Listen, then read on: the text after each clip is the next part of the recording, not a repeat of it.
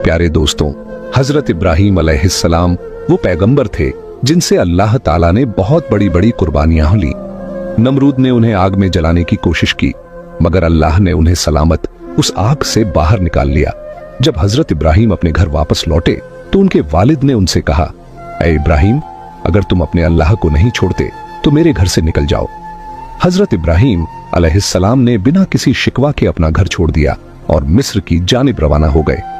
जब मिस्र के बादशाह को यकीन हो गया कि इब्राहीम अल्लाह के नबी हैं, तो उसने अपनी बेटी हजरत हाजरा का निकाह इब्राहीम से कर दिया। इसके बाद हजरत इब्राहीम अपनी बीवी हाजरा को लेकर फिलिस्तीन चले गए और वहीं रहने लगे। हजरत इब्राहीम की कोई औलाद नहीं थी, ये वो दिन रात अल्लाह से दुआ करते रहते, ऐ मेरे रब, मुझे एक नेक और फरमाबरदार बेटा अता फरमा। सालों गुजरते गए लेकिन बेटा नहीं हुआ। उम्र भी ढलती चली गई मगर दिल में उम्मीद बाकी रही।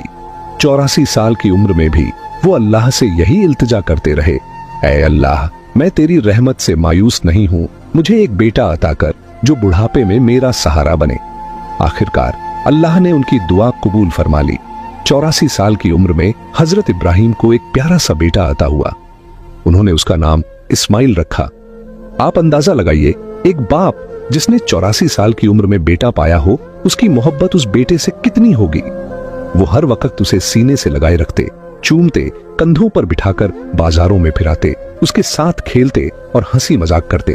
अभी बेटे की पैदाइश को एक हफ्ता भी नहीं गुजरा था कि हजरत जिब्राइल अलैहिस्सलाम इब्राहीम के पास आए और कहा, ऐ अल्लाह के नबी, अल्लाह का हुक्म है कि आप अपनी बीवी और बच्चे को खुद से जुदा कर दें। यह सुनकर हजरत इब्राहीम का दिल कांप गया। बोले, ऐ जिब्राइल, मैं अपनी बीवी और बच्चे को कहां छोड़ूं? जिब्राइल अलैहिस्सलाम ने जवाब दिया, जहां अल्लाह हुक्म देगा मैं वहां ले जाऊंगा। कल सुबह इंसानी शक्ल में ऊंट पर आऊंगा, आप अपनी बीवी और बच्चे को तैयार रखना और मेरे पीछे चलना। अगली सुबह हजरत जिब्राइल ऊंट पर सवार होकर आए। इब्राहीम अलैहिस्सलाम ने भी अपनी बीवी हाजरा और बेटे इस्माइल को ऊंट पर बिठाया और खुद भी ऊंट पर सवार हो गए। जिब्राइल का ऊंट आगे आगे, इब्राहीम का ऊंट पीछे पीछे चलता रहा।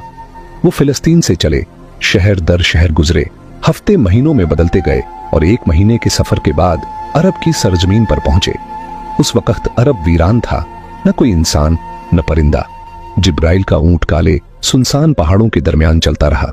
आखिरकार 4 ऊंचे पहाड़ों के बीच एक वादी में पहुंचे जहां आज काबा मौजूद है, लेकिन उस वक्त वहां दूर दूर तक कोई नहीं था। जिब्राइल ने ऊंट रोका और कहा, ऐ इब्राहीम, अल्लाह का हुक्म है कि आप अपनी बीवी और बेटे को यहीं उतार दें और खुद वापस चले